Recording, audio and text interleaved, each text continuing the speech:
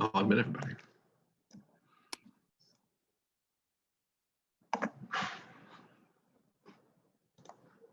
Good evening, everybody. I'm Rachel Person. For those of you who don't know me, I'm the event manager at Northshire Bookstore in Saratoga Springs, New York. Here, as I so often am these days, with my wonderful friend and colleague, David Wood, event manager for Northshire Bookstore in Manchester, Vermont. A couple of quick notes before we get started. First of all, you may notice that this event is being recorded. It will be uploaded later on onto our YouTube channel if you want to see it again. But don't worry, we have it set up in the settings so that it is only recording those of us who are unmuted and speaking.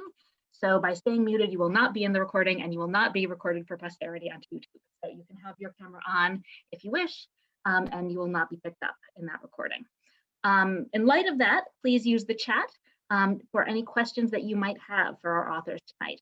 You can put questions into the chat at any point as we go on, and David and I will save them up and ask them for you at the end of the night. And then last but not least, before David introduced our guest tonight, a word of thanks. It's been quite a year in the world of small businesses and independent bookselling and bookstore events. And we couldn't keep doing what we're doing without the incredible support and loyalty of our customers. And all of us at both Northshire locations are really deeply grateful for the support our customers have shown us in this past year. We couldn't do it without you, and we thank you sincerely from the bottom of our hearts. David, why don't you take it away and introduce our authors? Well, thanks so much, Rachel. We're in for a real treat tonight. It is my pleasure to introduce Claire Fuller for her new novel, Unsettled Ground, which has been shortlisted for the 2021 Women's Prize for Fiction. Unsettled Ground is also a Northshire staff pick from Nancy Scheemaker, who rushed home to make it here tonight, and I see that she's in the audience, so we're excited about that. She said, "She was completely immersed and emotionally sacked during my reading of the book. Dazzling, heartbreaking, surprising, a striking achievement from an utterly gifted writer."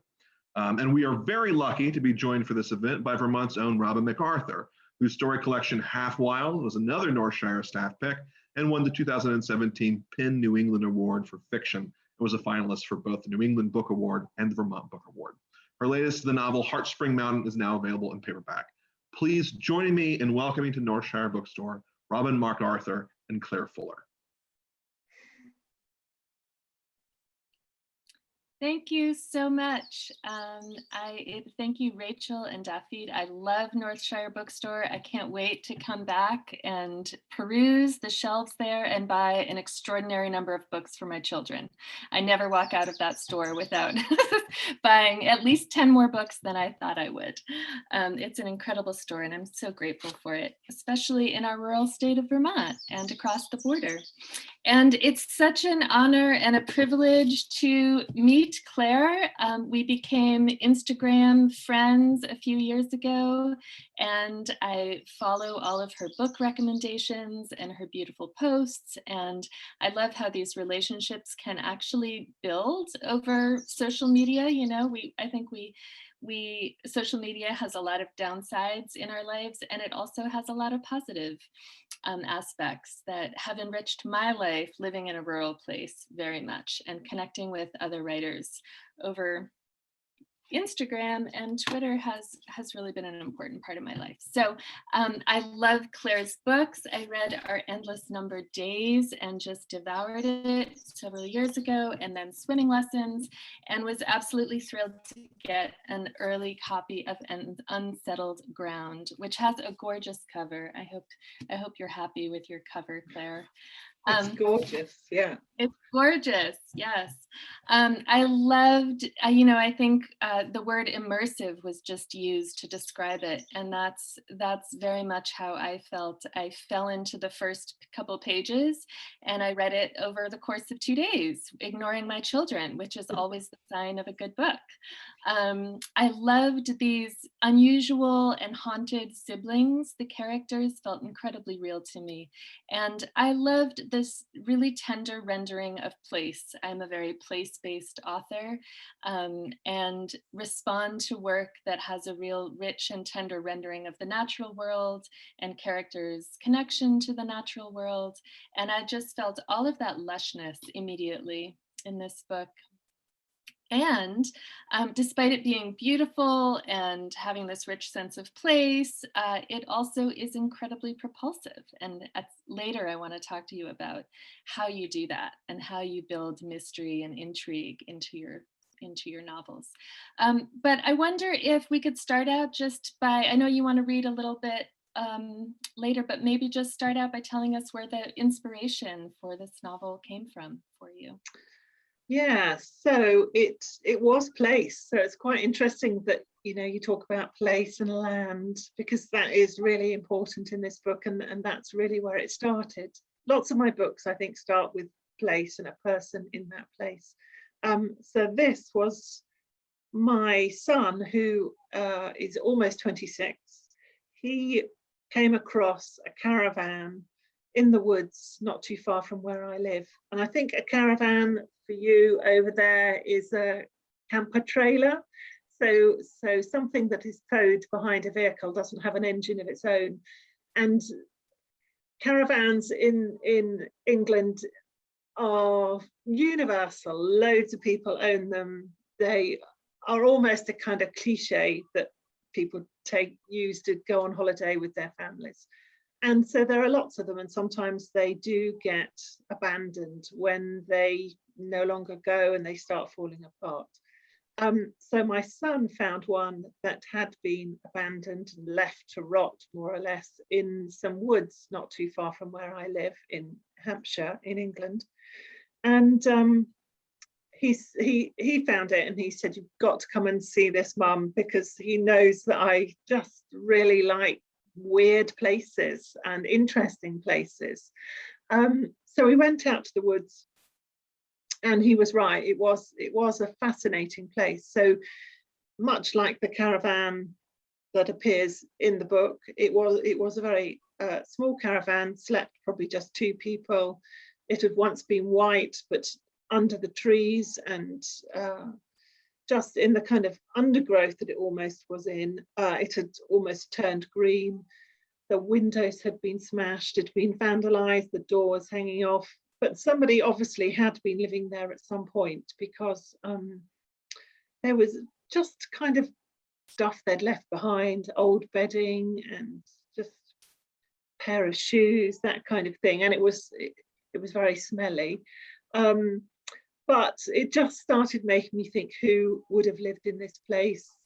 What would have taken them there? What circumstances would they have had to be coping with to move into such a place? Because it didn't have any power, any electricity, it didn't have sanitation, it didn't have running water, it wasn't even on a track or a road, it was literally in the woods. So who would have lived there? How would they have managed to live in that place? And what would their life have been like after they left? So, you know, if they were kind of on a downhill trajectory, did things carry on getting worse, or did they move out of there and things improve? So from that place, really, the character Jeannie was created in my head as someone who might end up in this place. But I started a little bit further back than that, because I wanted to see what had taken her there. And in fact, I start with her mother, her mother is so tied up in her life that I needed to understand a little bit about her mother and what happens to her. So that's really where it all came from. I love that so much. You know, my first collection of short stories began with me driving back roads and encountering houses and having that imaginative journey of who lived here. And so I definitely felt that connection with you, not just landscape as character, but houses as character. And you have 2 houses in the book that feel like distinct characters to me. So I love that. Would you read for us? Yeah, I will. I'm going to read from where Jeannie first goes to the caravan, but I should explain a little bit about what the book is about, because it's somewhere in the middle, this section I'm going to read. So Jeannie and Julius are 51-year-old twins, and they, up until they're 51, they've been living still with their mother at home in this cottage in rural isolation in a county called Wiltshire, which is kind of centralish England. And they have been relatively poor, really. They've managed. Jeannie has been told that she has a heart condition, so she has really stayed at home and helped her mother with the gardening so that they can sell some of their vegetables and earn some money that way.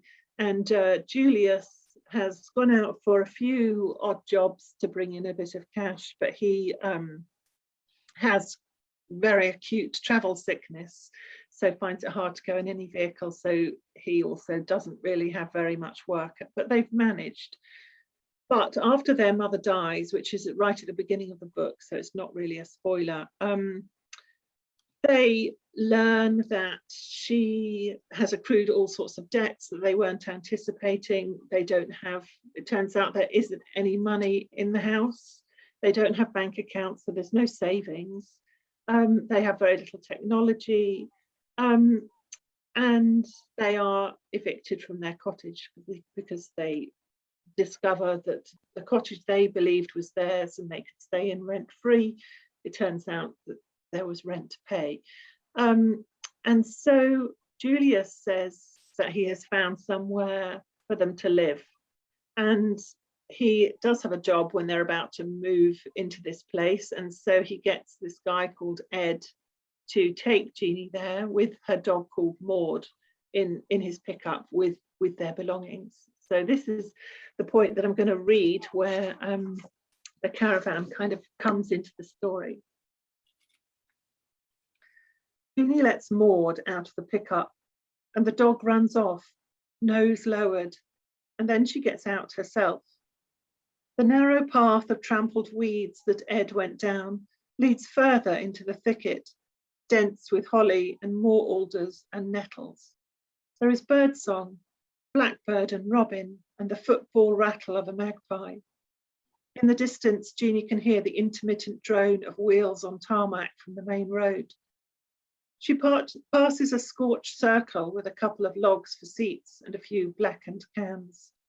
People come here, she thinks, drinkers, down and outs, druggies, the homeless. Above the top of more scrubby bushes, she sees a greenish white roof. That's it, Ed shouts from a little way ahead. When she sees it fully, she thinks again that there must be some mistake. This can't be the place. Ed puts down the bags and smirks as though waiting for her reactions so he can tell the story in the pub later. How he took that oddball, Jeannie Cedar, to live on some dirty no man's land. She won't give anything away. She won't cry out. She waits until he walks off for another load to do that. The caravan must once have been white, but is now more of a mottled green, darker on the roof where the leaves have fallen and decayed to slime. About 10 feet long, it has one window, also green, on the side facing Jeannie, beside the open door. Both ends are propped up on bricks, and there is another small stack in front of the door for a step. Beside it are the remains of an awning over a wooden structure half destroyed by creeper. She remembers Nick's mother's caravan, white and clean. She can't bring herself to step forwards, and she looks through the trees in case Ed might have got it wrong and there is a cottage further on. Stu said your brother gave it a clean, she hears Ed call. She goes to the step and looks in. The smell assaults her. Fungal, damp wood, and the urine stink of animal, maybe even human. Through the murky underwater light, she sees dirty plywood, a curved ceiling, lino curling at the edges of the floor, green mould in the corners. This can't be the place. She goes to step up, and before she can stop her, Maud jumps inside, running the few feet between a table with bench seats at one end and a single fitted couch at the other. When Jeannie steps in after her, the caravan rocks. The bench seats have fitted cushions, stained and torn, showing their foam insides, and on the table is the dented metal dustpan and balding brush from the cottage. Above the fitted couch is another window the width of the room, also with a greenish tinge. Maud jumps on the couch, sniffing and pawing at the cushion, her claws ripping the already decayed fabric. It is as clear from the smell and the crumbs of stuffing that something has been nesting there. Off, off! Jeannie clicks her fingers at Maud, and the dog jumps down but stuffs her nose in the cushion. Jeannie leans past her and the foul smell to pull back the curtain. The fabric is yellowed, but its repeating 1970s pattern of a boy on a tractor is just discernible. And she is left with a ragged corner of material between her fingers. She flicks it off in disgust. Through the window, a mossy-coloured Ed is already on his third journey. She looks behind her. They can't live here. Along the side opposite the door is a laminated countertop, and she lifts half of it to find a filthy two-ring stove. Cautiously, she lifts the adjacent flap and screams. Inside, lying in a plastic sink, is a burnt hand, cut off at the wrist and curled in on itself. She drops the flap, stumbles backwards into Maud, who yelps and dances around her, and then Jeannie bends, hands on knees, slowing her breathing. She makes herself lift the sink lid again, and looking closer, sees a workman's glove, stained and empty. That is so powerful. And emotional, you know, just hearing you read it again, it brought me back to these siblings have this beautiful house. It might be a simple house where their mother lived. Is very much feels like home to them, and this sense of loss that comes with the precarity of their situation, and just made me feel in my body, because of the precision and sensory detail of your writing, what it is like, you know, that slow accumulation of misfortune that leads to houselessness. And because, you know, the novel is set, it was interesting, and I have questions for you about time and when you think it's set. It was hard for me to tell if it was in the past or the present or the future, but there are parts of it that felt post-apocalyptic to me, because it has this sense of being displaced from the home and having to kind of create a new home out of this wilderness. So I wonder if you could talk about that. You know, the novel begins, not only are they living in a cottage with their mother where they are growing most of their own food, they're living kind of a 19th century lifestyle in a contemporary world, and their mother sings old ballads, and they sing ballads with her. And so they're living in another era. They're living in this kind of timelessness while this contemporary world is swirling around them, which they know very little about.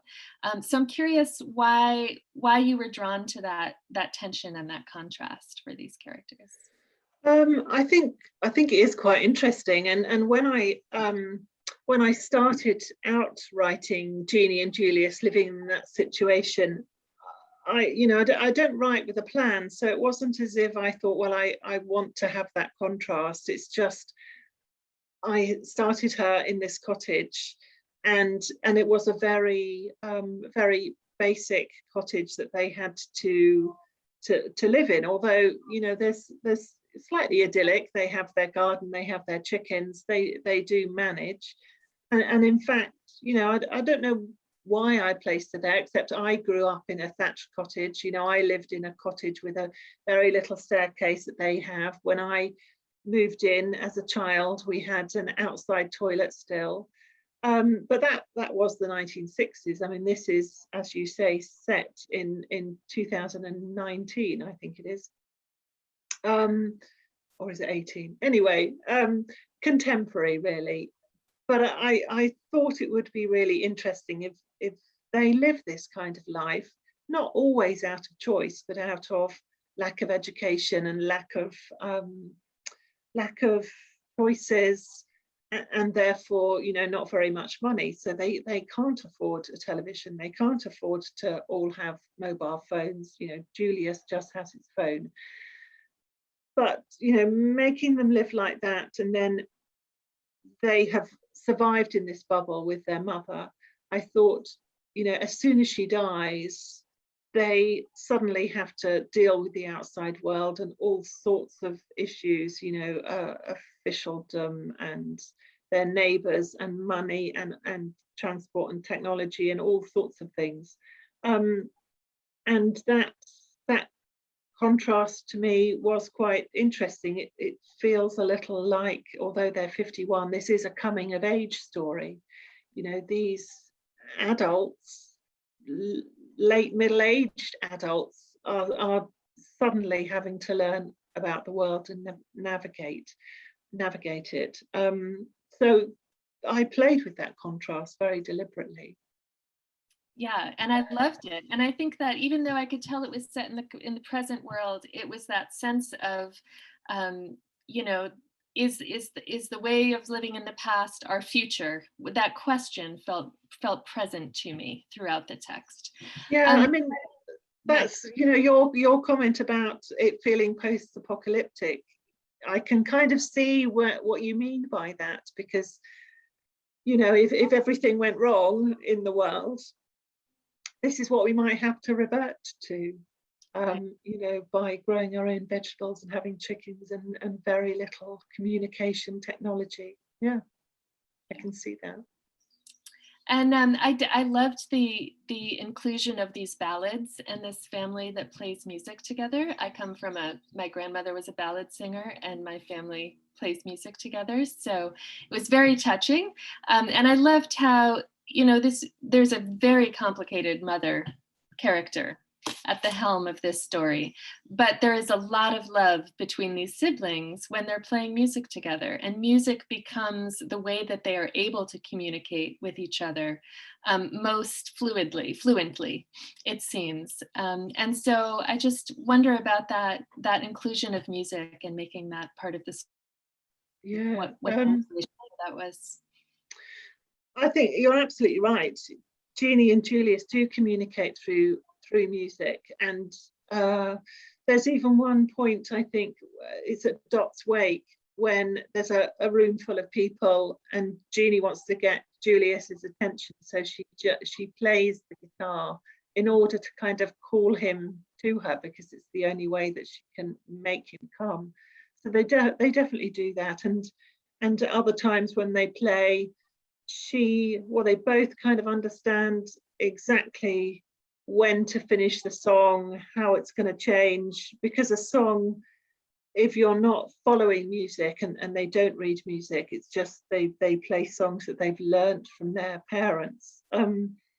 You have to work with the other musician and hear them as well as your own playing in order to play together.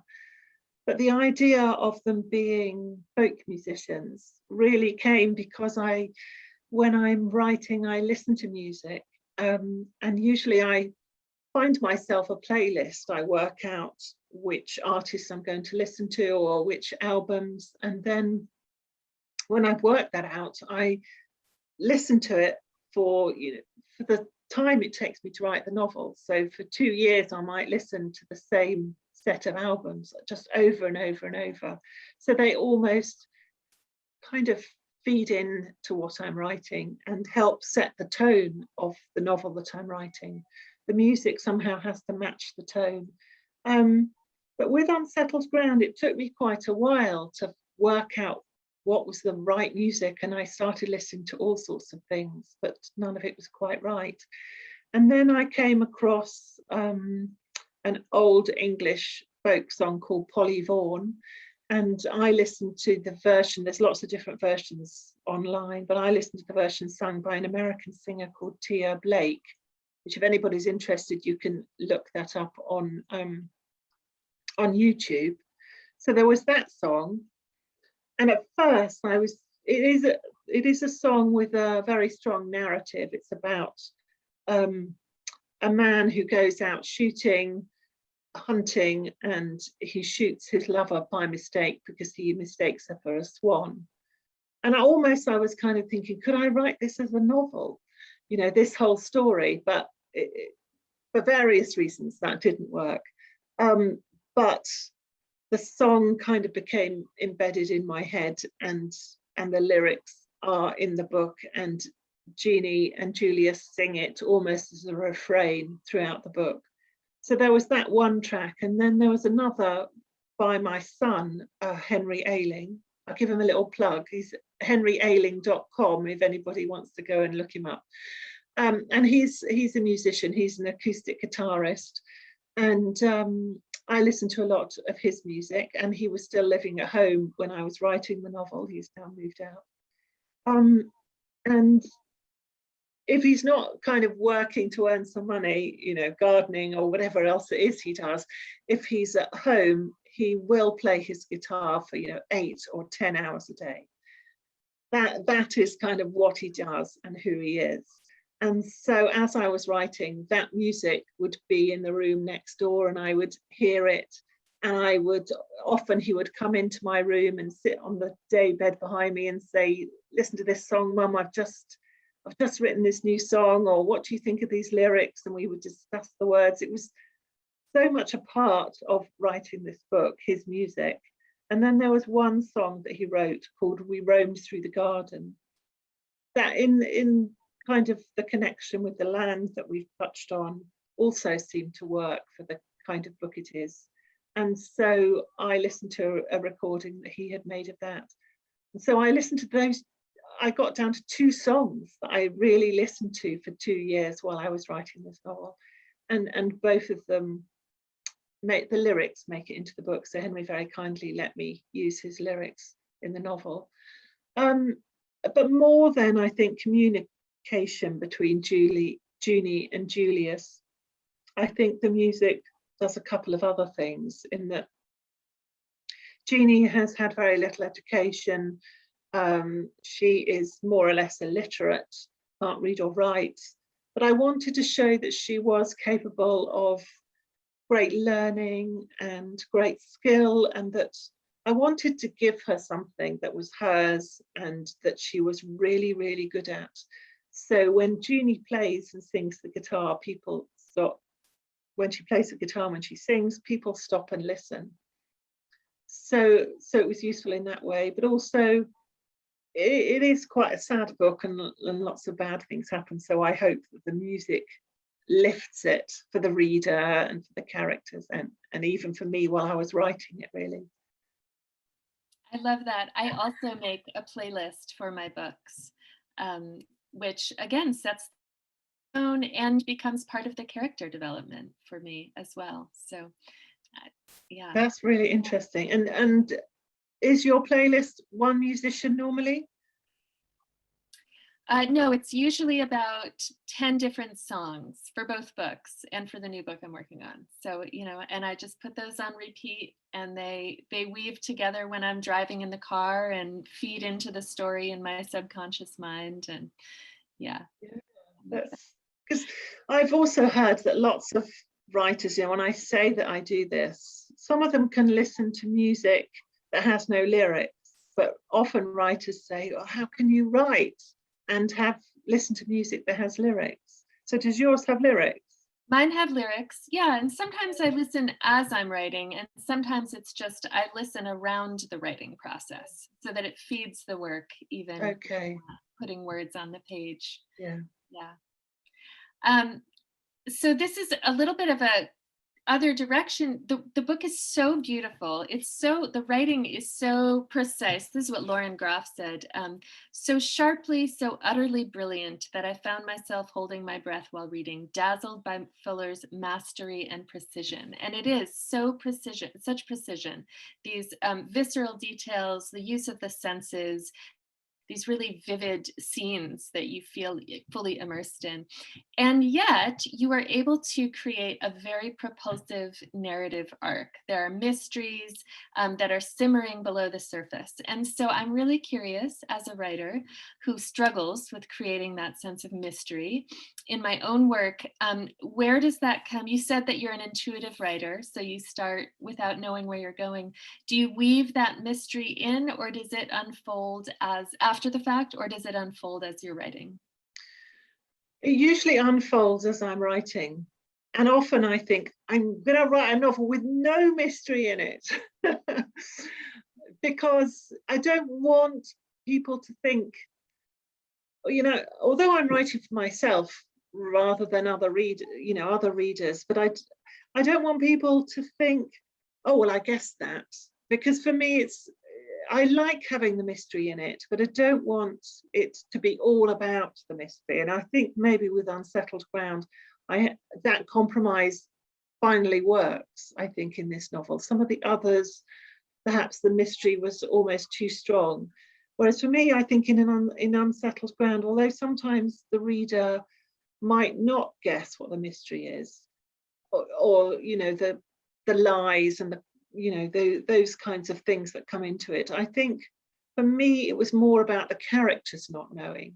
So if the reader guesses what's going on, I mean, in a way, all the clues are there in the first chapter. So anyone who reads it with that in mind or rereads it will see all that. So it wasn't so much that I wanted to hold the mystery for the reader, but for the characters. So sometimes, you know, it's quite useful to have the reader know. And so the tension is in when will the character find out? But anyway, the mystery is really there as I write the first draft.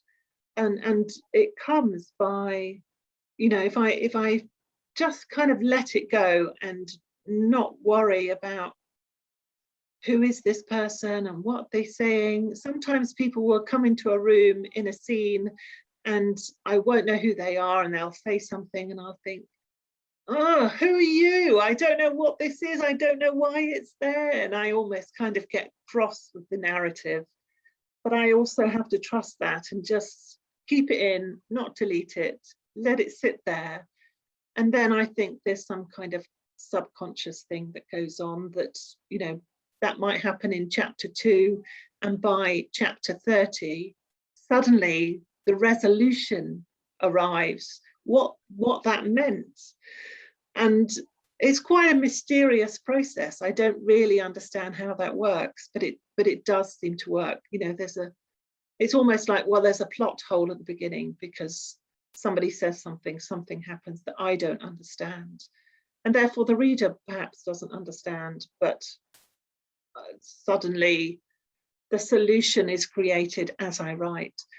But by the time I reach the end of what I call the first draft, although some editing does go on in that, which takes me maybe a year and a half, then I can see what the book is about. I can see where the mystery is, and for me, the book really gets created in the revision and in the editing, so that I will understand where I need to put a clue or a foreshadowing to help with that kind of mystery, or even indeed move the mystery because it's not in the right place. You know, all that kind of subtle moving text around happens later. I thought you did it so well. And I love what you're saying about not wanting the mystery to overpower the narrative. I don't think it did in this book either, but it is there creating intrigue and pulling the reader along through those kind of revolving questions, you know. And I love thinking of the map of a novel as where are the questions and how frequently are the questions and where are the answers, and without being rigid or formulaic. I like thinking of that map, and I could see it with this novel, very artfully done. So you have published 3 books in the last, your first book came out in 2015. So in the last, yes. So this is 4 books. years, 4 books. Yeah. So you write quickly, and you published your first book at 40. So that is such an incredible story for all of those writers out there who, you know, have spent the first 40 years of their lives doing other things and have always wanted to write. And here you are as a model of what can happen. So how did that happen for you? Did you always want to write? Was it something you came to later? I didn't always want to write. I've always been a reader, so books have always been really important to me, but it just never occurred to me that I could be a writer. It was not something that anyone at school said or my parents said. It was just, I think I kind of thought that writers were very special, different people, and and then I discovered that they're just ordinary people, really. But I started writing when I was 40, but my first novel was published when I was 48. But I started writing short stories, and I did an MA in creative writing, and I wrote Our Endless Numbered Days on that course. And in fact, it kind of looks like I have written and published 4 novels in a very short space of time, but actually I started Our Endless Numbered Days in, I think it was 2011, and then it was published in 2015.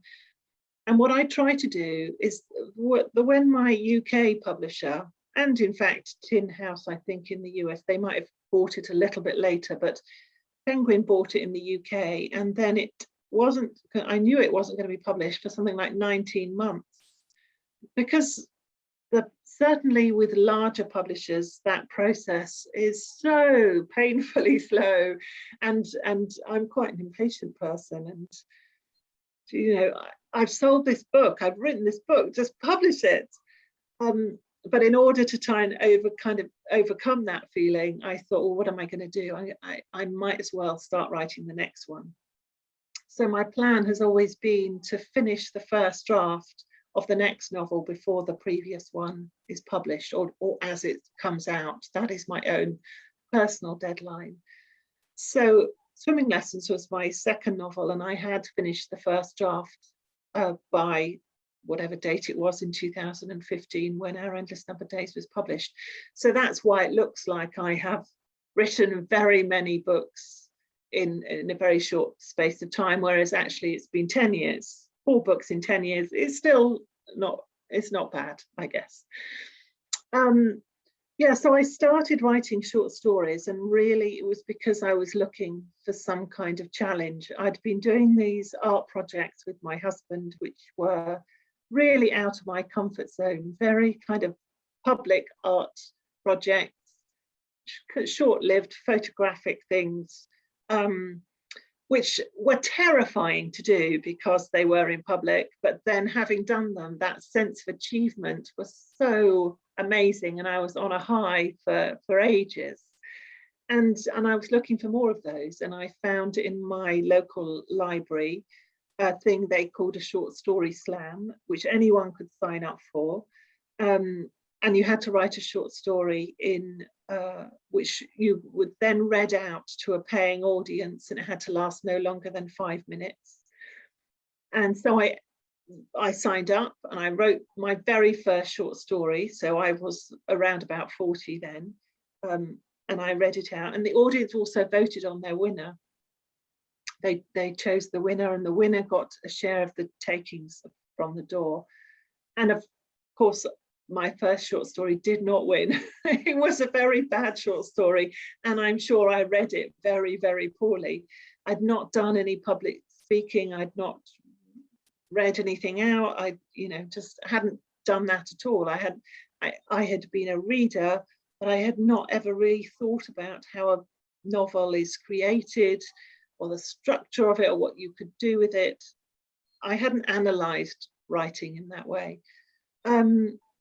But this event happened something like every 6 weeks, and after a very long time, my short story was voted a winner, and I got a share of the door's takings, which was something like £9.87. So that was my first earnings from writing. And then I decided to do my MA, which was a part-time 2-year course. And I wrote this novel thinking, well, I'll just see if I can write a novel, rather than I really want to be a writer. And well, I'll just send it out to agents, and I'll see what happens. And if nothing happens, that's fine. I've enjoyed myself. And then Penguin bought it, and then Tin House bought it in the US, and I carried on from there. So that's how it all started. And I'm still amazed. I still wake up every morning and say, oh my God, I'm a writer. That is the best story. And I love that you got your chops during that that writing competition, that's how you learn how to write a story that will draw your readers in, or your audience in. That's a great, maybe everybody should do that. It's scary though, but yes. Yeah, terrifying. But publishing is also terrifying, right? It's vulnerability and exposure every step of the way. Yeah, it is. So I think I could talk to you all night, but do we have questions from the audience that we want to? Thank you both so much. And please, if you have any questions, audience members, type them in the chat. I've got a question for both of you, actually, and that is, how has the pandemic affected both of your writing habits? It's a very sort of private pursuit, but we've heard from all kinds of authors about all kinds of different ways it's affected them. Yeah, for me, I think when it first started, it did stop me in my tracks for quite a while, just because it was such a massive change, and I was pressing kind of refresh on the news channels all the time for about a month, thinking, what is happening to the world? How will this affect everything?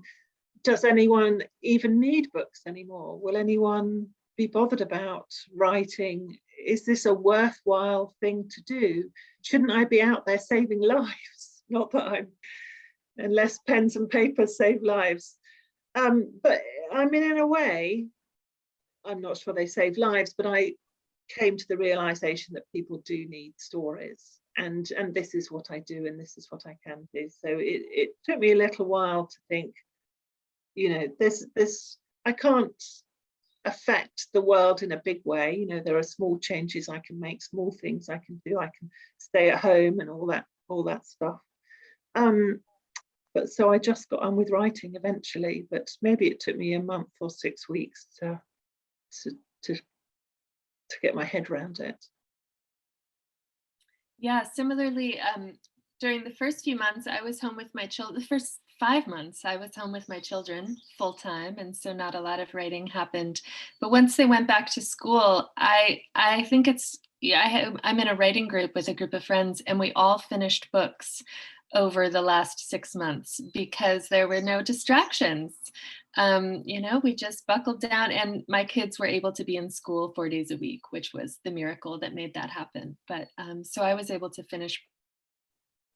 But I do think it did raise the question of what is relevant, which the climate crisis forced ask that all the time also.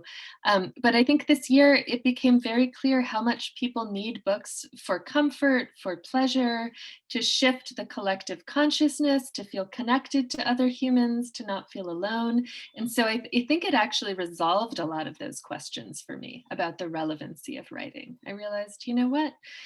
To be isolated, picking up a book, when we are isolated, picking up a book is such a comforting way of feeling connected to the human experience. So that reason alone is enough to do it over and over again. Before we carry on, my husband, who is watching, has just sneaked upstairs and given me a note to say that chat is disabled. So I don't know if there's something anyone can do.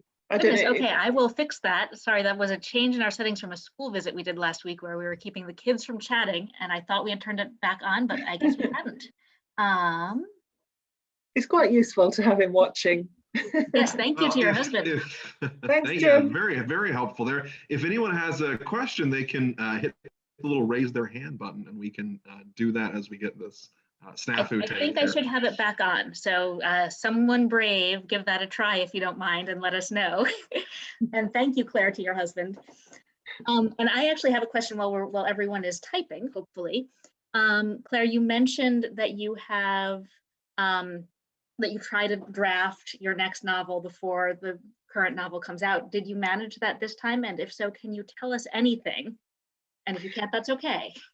No, I'm happy. I'm happy to tell you a little bit, but I haven't finished it. So this was the one novel that I didn't manage to finish the first draft of.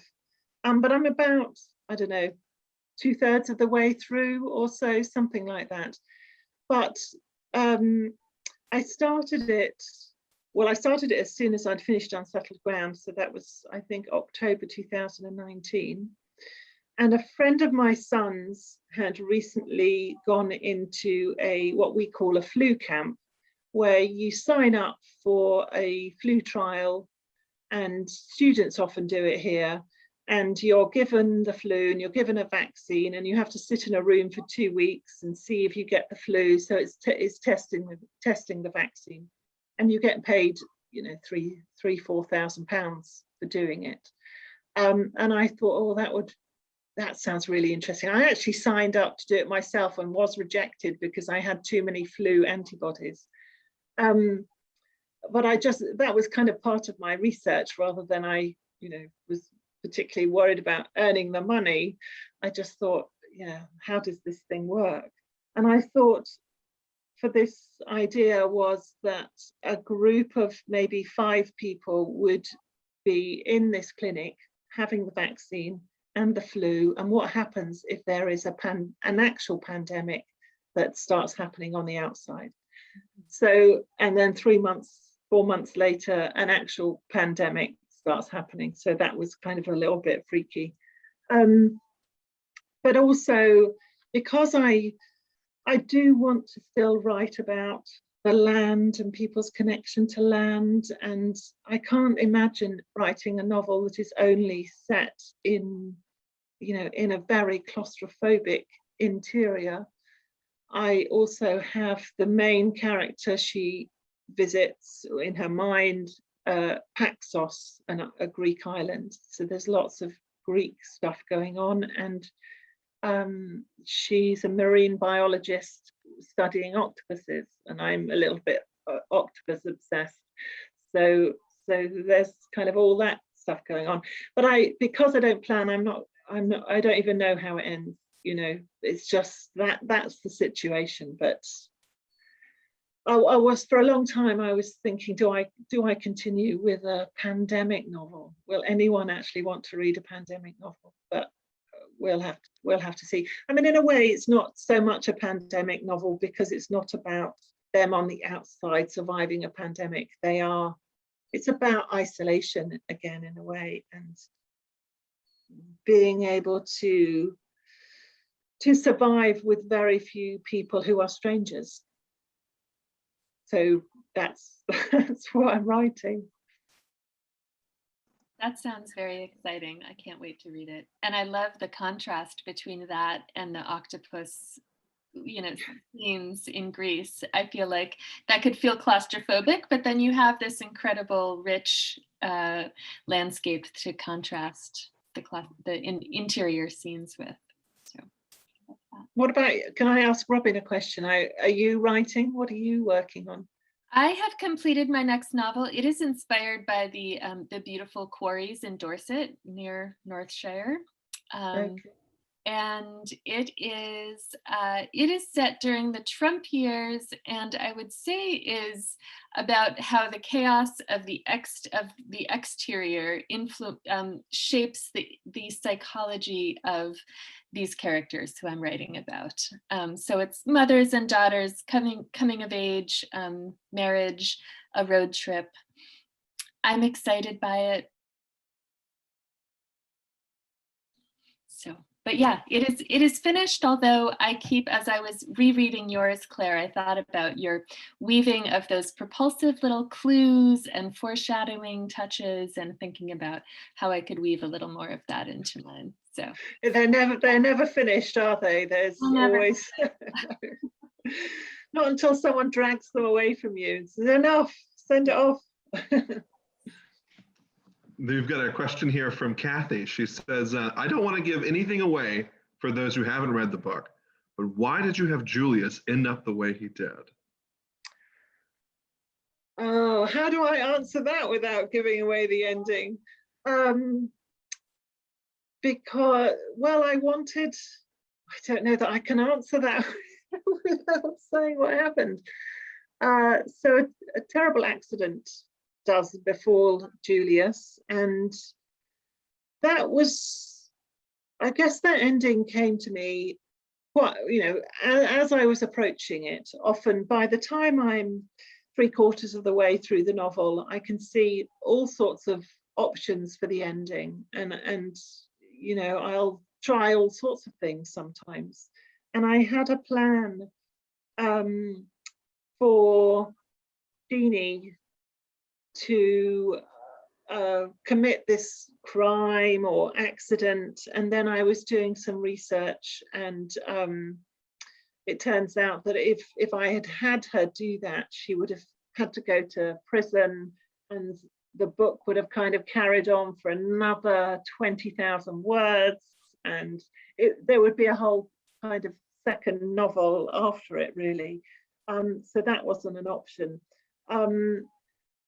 But so what, how do I say it? So there's some echoes with what happens at the end to Julius with what Dot goes through at the beginning. And I was quite interested in that echo, and kind of bookending the novel with what Dot goes through and with what Julius goes through. And I want Jeannie's the overriding thing that she wants to do after she's been evicted from the cottage is to go back home, is to get back home. And I wanted to get her back home. I don't think it's too much of a spoiler to say she does get back home, but it's not in the way she imagines. And so there's kind of also an element of be careful about what you wish for, because she gets it, but at what price? So without giving anything away, I hope I've kind of answered that question. There's a question here for both of you from Beth, asking what authors you like and what books you've been reading lately. I've been reading, I'm not sure this is published in the US, I guess it's probably just a UK publication, the Penguin book of the modern American short story. And it's short stories from, I think it's 1972 to the present day.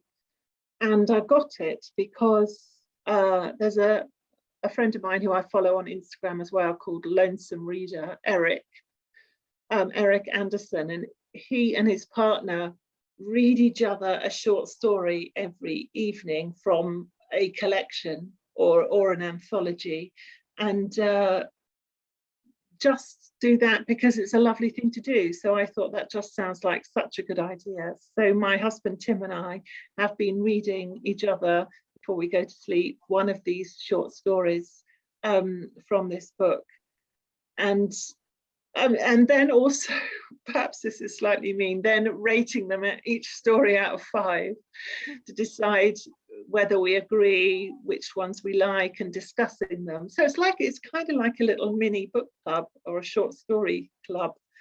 I think out of our 5-star story, we've probably read about 6 so far. Our only 5-star story, although there have been some 4s, was Raymond Carver, who we both happen to love anyway. But yeah, so that's what I'm reading. It's great fun. I'd recommend it. It's a really good thing to do. I just purchased that book as well, so now I will read along with you and your really. Oh, so it is very available in the US. Yeah. Okay. Yes. I've really been thinking about. There was an article published in Literary Hub recently by a writer in the UK talking about the notion of rewilding in fiction. And it was the perfect term for me to think about what I've been obsessed with, which is this notion of ecological fiction. You know, I'm very concerned about climate change. And there are lots of cli-fi novels out there which talk about the apocalypse, but I'm more interested in the present day. How do we live in this world right now? How do we shift the consciousness of readers slightly? Or just talk about the anxiety of living in a world that is shifting in radical ways. So I'm going to, I've been rereading Lauren Groff's Florida collection of stories, which I love very much. I was rereading Max Porter's Lanny recently, which has, Papa, what is it? Papa Deadwood, Dead Tooth. Anyway, this voice of the tree, the ancient tree spirit. So those are the things that I'm looking for in all the fiction that I'm reading right now, is what writers are writing and a kind of new kind of animism in their fiction. Yeah, so I love learning. Sorry. Yeah. I was just going to say I'm blanking on all the other books that have been on my various piles over the last few weeks or months, but yeah, but for anyone who hasn't read Lanny, I'd really recommend that too. I've just bought it for Henry's birthday on Saturday, so I'm hoping he'll like that. Yeah. Well, Claire, Robin, thank you both so much. This has been a wonderful evening. thank you so much. I am so grateful to small bookstores and your bookstore for keeping the conversations and the books alive. Yeah. Well, have a great evening, everyone. Thank you for attending. You can order Unsettled Ground and Northshire in the link we've sent, and Rachel's put other links too for these other books. Thank you so much, everybody, and have a wonderful evening. Claire, thank you for joining us from the wee hours of the night in the UK. We really appreciate your time. It's been a real pleasure. Thank you very much. And yeah, thanks for coming, everyone. And thanks again to Robin for the brilliant conversation and questions. Have a great night, everybody. Good night.